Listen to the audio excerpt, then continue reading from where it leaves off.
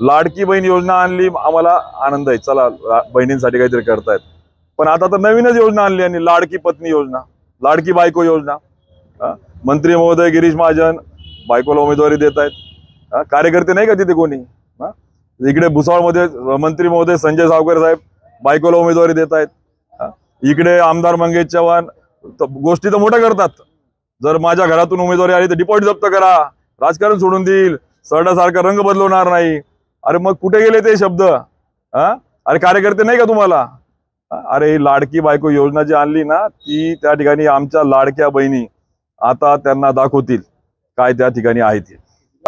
लाडकी बायको योजना जी आणली त्याचा मात्र या सगळ्या जिल्ह्यामध्ये पूर्णपणे संताप होतोय की तुम्हाला कार्यकर्ते दिसत नाही का? इतर पात्र कोणी भगिनी नाही का? एकही लाडकी बहीण नाही का?